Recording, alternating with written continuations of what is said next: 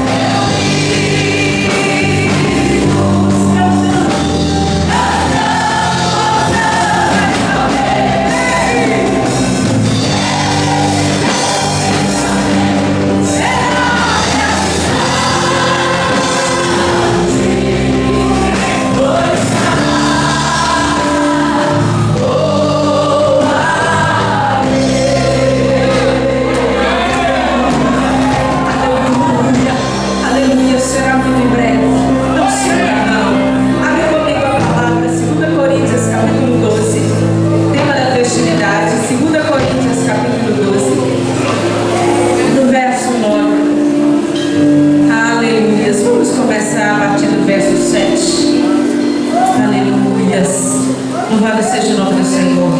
2 Coríntios, capítulo 12, a partir do verso 7. Enquanto os irmãos vão abrindo a palavra, eu quero aqui externar a minha gratidão a Deus, a minha reverência ao Pai, ao Filho e ao Espírito Santo, por estar tendo o privilégio de estar nesta tribuna com o microfone na mão, sendo não eu, Sani, mas aquilo que o Senhor quer que eu seja nesta noite.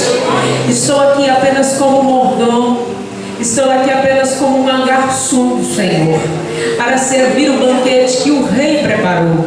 E o Rei Jesus tem coisa linda para mim e para a sua vida.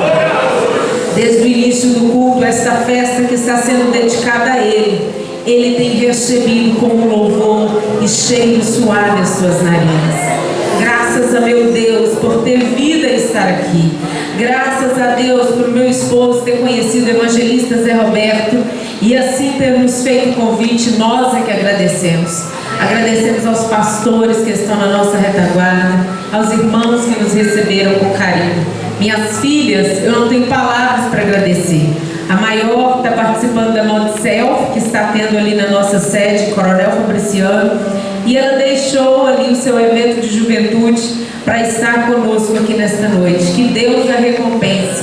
A minha pequenininha está sempre comigo para todo lado. Que Deus assim fortaleça. E o meu amado esposo, que sempre tem intercedido pelo meu ministério. Vamos ler a palavra do Senhor, que diz assim: e para que não me ensoberbecesse com a grandeza das revelações, foi-me posto um espinho na carne, mensageiro de Satanás, para me esbofetear, a fim de que não me exalte. Por causa disso, 3 vezes pedi ao Senhor que o afastasse de mim. Então ele me disse, vamos dizer todos juntos? A minha graça te basta, porque o poder se aperfeiçoa na fraqueza. Amém. E continua dizendo, de boa vontade, pois mais me gloriarei nas fraquezas, para que sobre mim repouse o poder de Cristo. Pelo que sinto prazer nas fraquezas, nas injúrias, nas necessidades, nas perseguições, nas angústias, por amor de Cristo. Porque quando sou fraco, então é que sou forte. Volta comigo a sua Bíblia lá para Atos dos Apóstolos, no capítulo 16, rapidinho, volta atrás. No capítulo 16 e no verso 16. Hoje é uma festa unificada, no domingo estão se alegrando pelo coral tão abençoado que aqui está aniversariando. Também o círculo de oração, que Deus assim abençoe cada conjunto. E em Atos 16, todos acharam, amém? Diz assim, e aconteceu que indo nós para o lugar de oração, nos saiu ao encontro uma jovem possessa de espírito adivinhador, a qual adivinhando dava grande lucro aos seus senhores. Seguindo Paulo e a nós, clamava dizendo, esses homens são servos do Deus Altíssimo e vos anunciam o caminho da salvação. Isso se repetia por muitos dias. Então Paulo, já indignado, voltando-se, disse ao Espírito, em nome de Jesus Cristo eu te mando, retire-te dela. E ele na mesma hora saiu. Amém. Você pode sentar no seu lugar, dando graças a Deus. Graças a Deus. Graças a Deus por nós estarmos aqui. É festa de coral, eu me lembro de um hino que fala sobre graça, que o coral cantava muito na nossa igreja, lá em Betim. Eu não sei se o título é esse, é Graça Maravilhosa. Vocês conhecem? É esse mesmo título, né? E nós vem à nossa mente, né, esse hino maravilhoso. Graça tão maravilhosa de Jesus. Paulo, um homem que vai nos falar sobre a graça. E o que é graça? A minha graça te basta.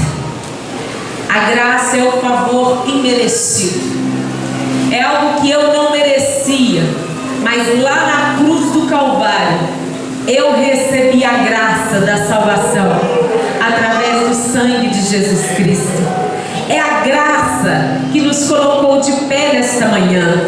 É a graça que envolveu cada membro componente do coral, do círculo de oração, da membresia, do corpo eclesiástico, para estar aqui nesta noite adorando o Senhor.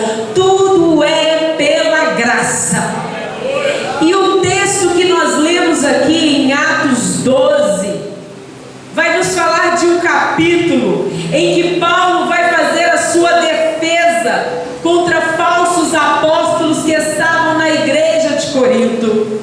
Naquela época, os crentes de Corinto, eles estavam fascinados, estavam ficando iludidos por falsas revelações de apóstolos fraudulentos e estavam rejeitando o ministério do apóstolo Paulo.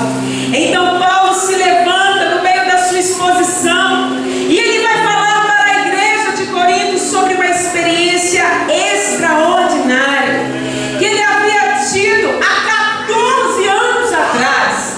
Quando eu paro para analisar que Paulo, na defesa do seu próprio ministério, vai falar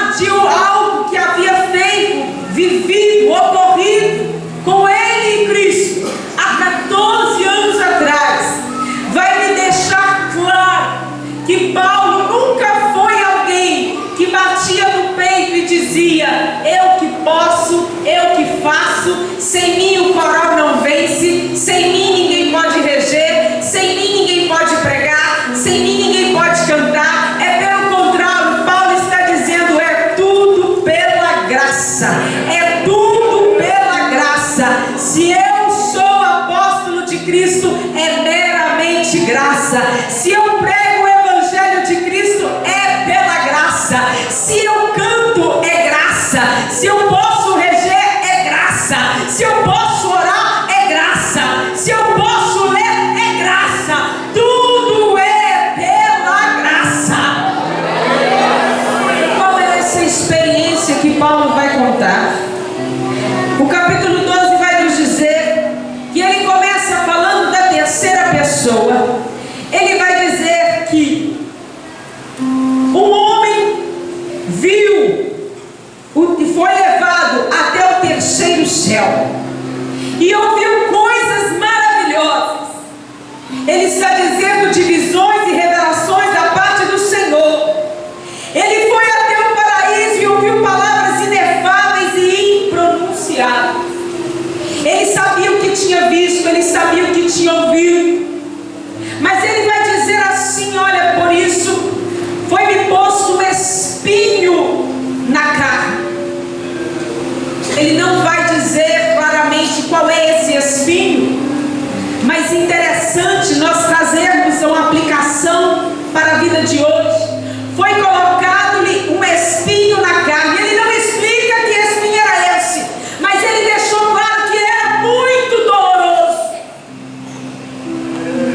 Eu sei que hoje, no século 21, cada um de nós, como corpo de Cristo, temos um espinho na carne. Imagine os irmãos que Paulo, um dos maiores apóstolos de Cristo, ele ora por 3 vezes e pede para que ele fosse retirado aquele espinho. E a palavra que ele ouve, a resposta que ele ouve, não é imediatamente vou retirar. Agora vai terminar seu sofrimento, Paulo. Sabe, existem coisas na nossa vida que o Senhor não vai retirar. Dura essa palavra, mas dura ministrar algo assim. Mas quando nós ministramos a igreja, o Espírito primeiro ministra o nosso coração. E eu entendi quando eu estudava esse texto que existem espinhos na minha vida, que eu vou caminhar até o fim juntamente com eles. Mas o Senhor disse assim: olha para Paulo e diz para nós, igreja: a minha graça te basta. Se a graça nos basta, ele está dizendo assim: o meu poder, ele é aperfeiçoado neste espinho que te incomoda aqui na terra. A minha graça é suficiente para que você caminhe mais uma milha e não desista da fé. O meu poder vai com você mesmo doendo, mesmo machucado. Eu não sei se Paulo sofria de uma enfermidade crônica. Eu não sei se Paulo era atormentado pelo passado difícil e sombrio que ele viveu. Eu não sei qual era o espinho, e quando a Bíblia se cala, o homem também se cala. Há muitas conjecturas a respeito deste espinho, mas eu quero pensar e lembrar que cada um de nós sabemos qual é o espinho que nos fere. Mas a mesma palavra ministrada a Paulo naquele tempo é a palavra ministrada ao coral nesta noite. É a palavra ministrada ao círculo de oração nesta noite. É a palavra ministrada à igreja: a minha graça vos basta, porque o meu poder se aperfeiçoa na fraqueza. Lembrando que graça é o que eu não mereço. Eu não merecia o favor e o auxílio, Paulo também não. Quando ele foi chamado para o ministério, a caminho de Damasco, e ele vê uma luz, e vem uma cegueira, e ele cai no chão, e ouve uma voz que ecoava dizendo: Saulo, Saulo, por que me persegues? Então ele tem um encontro com Cristo, e a sua vida é transformada. A partir do momento que a vida dele foi transformada, o espinho chega, mas a graça basta para que ele continue perseverando na fé em Jesus Cristo. E muitas pessoas pensam que vindo para a igreja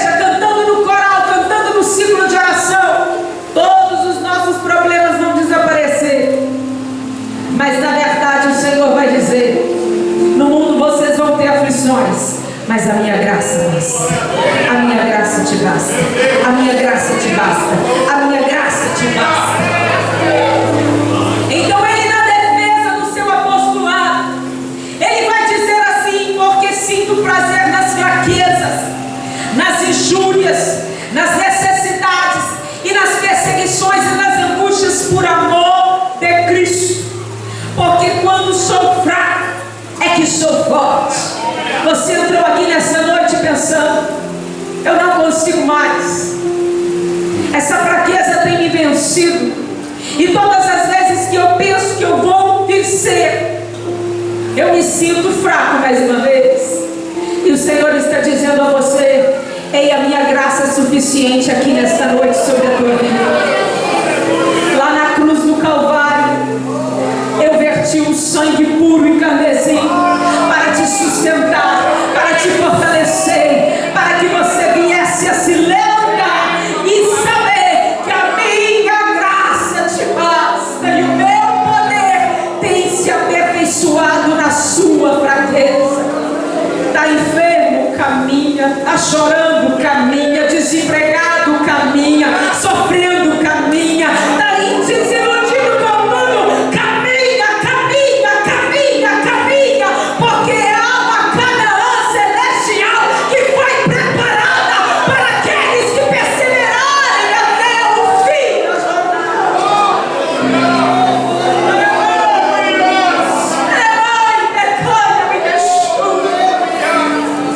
Paulo vai dizer: por amor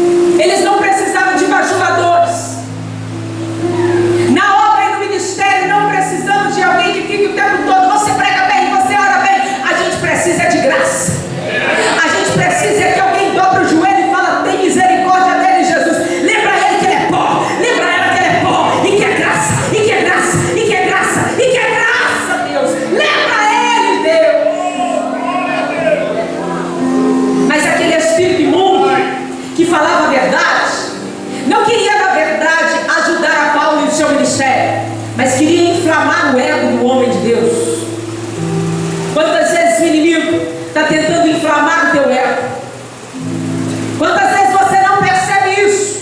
Mas o Espírito Santo às vezes traz o sofrimento para nos lembrar da nossa humanidade. Não é fácil, aliás, não é difícil nos ensoberbecermos com algumas coisas desta vida. Achar que o seu sapato brilha mais do que o outro, achar que o seu óculos foi feito na melhor ótica do que o outro. Mas aí quando você pensa que o seu carro é melhor do que o de todo mundo e por isso você não pode dar carona para ninguém, ninguém vai dar, não ser você mesmo. De repente você se lembra que o caixão vai chegar um dia. Aleluia. E que lá você não vai poder levar o sapato, o óculos, o carro, a casa, nem essa roupa bonita que você veio para o culto hoje. Lá você não vai levar nada. Mas a eternidade vai te aguardar com a graça. Com a graça. Com a graça. Venho nesta noite vos lembrar que a graça.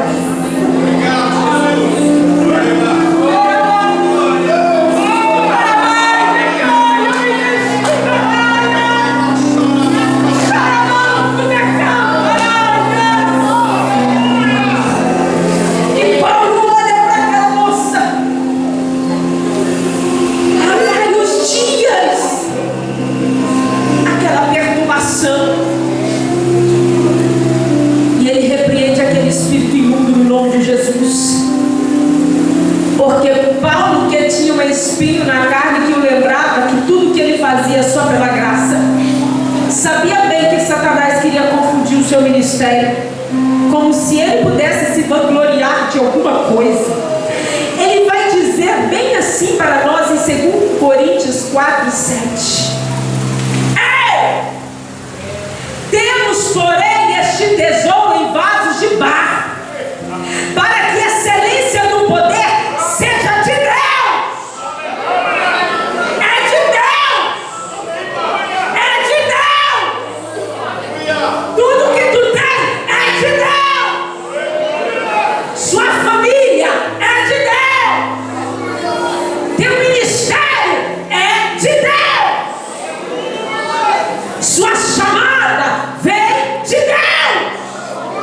Teu emprego é de Deus.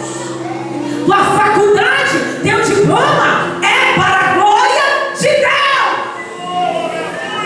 Para que a excelência do poder não seja de nós, mas sim de Deus. E ele ainda vai escrever a Gálatas, a carta aos Gálatas, no capítulo 6 e no verso 4, algo extraordinário, para lembrar que tudo é graça. E ele vai dizer assim: quanto a mim, no entanto, que eu jamais venha me orgulhar, a não ser na cruz do nosso Senhor Jesus Cristo, por intermédio do qual o mundo já foi crucificado para mim, e eu para o mundo. Aquele que glorie-se na cruz de Cristo. É isso que Paulo está dizendo. E quando ele expulsa aquele demônio, sabe o que acontece? O mundo daquela época o rejeita, porque fazia para eles prodígios, sinais e dava lucro. Então aqueles homens que acompanhavam aquela moça ganhando dinheiro através das adivinhações, levaram Paulo e Silas diante de um julgamento, e ali mandou que fossem açoitados, despiram-no das suas vestes e disseram para o carcereiro da prisão que foi colocado, os dois servos do Senhor: deixe-os lama no pior lugar, amarre os seus pés, coloque tronco de madeira, para que eles não venham fugir de maneira alguma. Eles foram açoitados, eles foram humilhados em praça pública por amor ao Evangelho. Mas Paulo disse, no capítulo 12 que nós lemos, lá em 2 Coríntios, que ele sentia prazer nas injúrias e nas perseguições. É interessante que ele disse e ele viveu.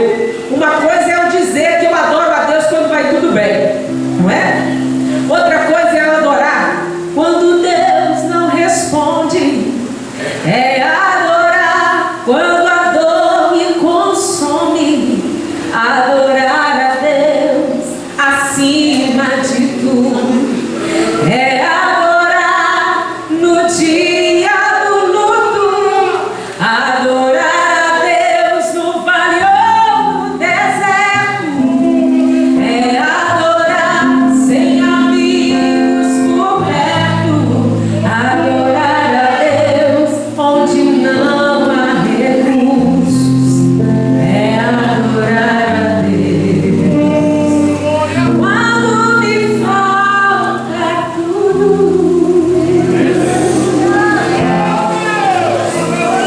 E eles estavam ali presos. Mas ele disse: eu sinto prazer nas injúrias por amor de Cristo. Por amor de Cristo. Ei, meu irmão, é por amor de Cristo que você está aguentando tudo isso que está passando. Ei, meu irmão, vai passar, cada um é logo ali, vai passar. Siga e prossiga por amor de Cristo. Porque não é mais você quem vive, mas é Cristo que vive em você. É por isso que quando as pessoas confrontam você, irmão, e diz assim: eu não sei como é que você não responde, eu não sei como é que você não dá um basta nisso tudo. E você diz: é pela cruz. É só por amor a Jesus. E eles estavam ali açoitados, acorrentados, mais perto da meia-noite. A meia-noite vai nos dizer de um horário mais difícil que se tem na face da terra. É quando começa a madrugada e os problemas que vieram durante o dia se somatizam. As preocupações, elas parecem ter um tamanho maior do que tiveram durante o dia inteiro. As doenças atacam a partir deste horário. É a meia-noite e quando você olha no relógio e fala: o dia passou, a noite passou e eu não consegui resolver os meus problemas. E presos, machucados, açoitados e humilhados perto da meia-noite. Quando não há mais solução humana. Eu não sei qual é a tua meia-noite. Eu não sei o que você está sofrendo agora. Já é perto das 9, daqui a pouco é meia-noite. Eu não sei o que o diabo vai dizer que não tem jeito para você. Mas perto da meia-noite existiam dois varões que cantavam na prisão. Era Paulo e era Silas. E eles começaram a cantar. E eles começaram a adorar. E eles começaram a louvar. Como esse louvor aqui. E todos ouviam a sua voz. Interessante que na hora da sua maior dificuldade, as pessoas não estão ouvindo a sua voz. O que tu está fazendo? Está adorando ou está murmurando? O que tu faz perto da tua meia-noite? Perto da tua dificuldade? Perto da tua humilhação? Perto da tua dor? Você canta? Você adora? Ou você murmura? Ou você só chora? Eu te convido a adorar. Eu te convido a adorar. Eu te convido a cantar. E naquele momento eles começaram a cantar hinos de louvores ao nome do Senhor. E a Bíblia vai dizer que houve um terremoto naquele lugar. Porque quando você adora, o alicerce da terra não suporta. O inimigo pode te humilhar. Ele pode achar que te venceu. Mas de repente você vem no culto. Você está aqui sentado nesse banco e está dizendo: só o Senhor sabe o que eu passei lá na minha casa antes de eu chegar aqui. Mas o Senhor está dizendo: é adorar. É adorar, porque os alicerces vão estremecer aqui neste lugar. Estremeceram lá na prisão. As portas foram abertas. O carcereiro ficou desesperado. Ele era romano. E ele sabia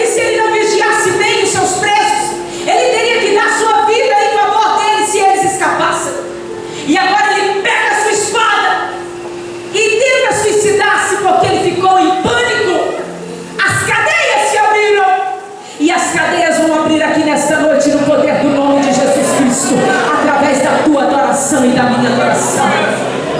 É quando nós adoramos que nós vemos milagre. É quando nós adoramos que o céu se abre. É quando nós adoramos que as cadeias caem por terra e o chão se move debaixo dos nossos pés. E quando o carcereiro pega aquela espada, Paulo grita lá de dentro da prisão: não faças tal coisa, porque todos nós aqui estamos ainda. Ai, irmão, que revelação tremenda que tem nesse texto. Podendo sair fora do problema, podendo correr da dor, ele decidiu ficar para que aquele carcereiro fosse salvo. E não só o carcereiro, mas toda a sua casa. Tem muita gente querendo correr do sofrimento aqui, mas Deus está dizendo: é melhor você ficar comigo, aceitar e humilhar, mas eu vou te honrar. E o meu nome vai ser engrandecido através dessa luta que tu está passando. Sabe por quê? Tem um mundo inteiro ouvindo a tua voz, irmão. Tem um mundo inteiro ouvindo a tua voz, meu irmão. Tem um mundo inteiro esperando ver Jesus Cristo em você. E o que tu vai fazer? Vai correr? Ou vai ficar e ver a glória de Deus mesmo dentro da prisão? Fica de pé nesse lugar. Fica de pé.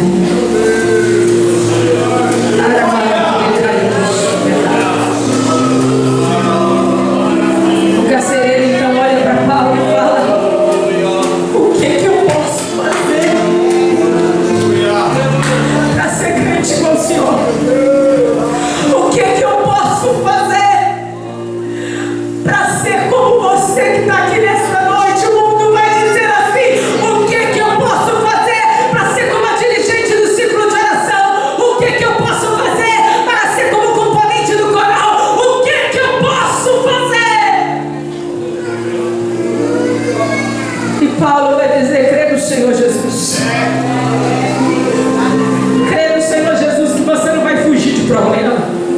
Crê no Senhor Jesus que mesmo quando as portas das cadeias se abrirem, você vai dizer: eu posso ir agora, Deus, ou o Senhor ainda tem propósito comigo nesse sofrimento? Há poucos dias atrás eu estava numa sucunha, fazendo um exame que eu tenho que fazer periodicamente todo ano. Eu descobri que tenho um aneurisma há 3 anos atrás. E o médico falou para mim: você vai ter que ter uma vida mais tranquila, você não tem que ter preocupações, você não pode pegar peso, porque é uma bomba relógio. A qualquer momento eu posso estar pregando, eu posso estar andando, eu posso estar na minha casa e simplesmente arrebenta esse vasinho tão pequenininho que parece um ovo no pneu de um carro e a minha vida vai embora. E eu estava conversando com um rapaz que estava indo fazer uma ressonância nos joelhos e ele perguntou qual era a causa que eu estava ali. E eu expliquei para ele. E ele olhou espantado para mim e falou: nossa, então quer dizer que a qualquer hora a senhora tchau?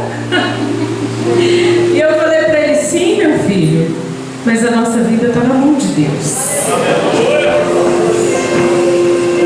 E é interessante que esse espinho na carne me foi posto e eu já orei e o Senhor só falou: a minha graça. É a minha graça. E quando eu descobri isso, meus irmãos, eu já estou terminando, não vou segurar muitos irmãos. Eu saí para caminhar chorando, sozinha, porque eu olhava para essas 2 meninas bonitas que tem aqui e para esse varão aqui de quase 1,90 m e eu pensava: vou deixar todo mundo, Jesus? Não estou querendo. Mas aí de repente, quando eu caminhava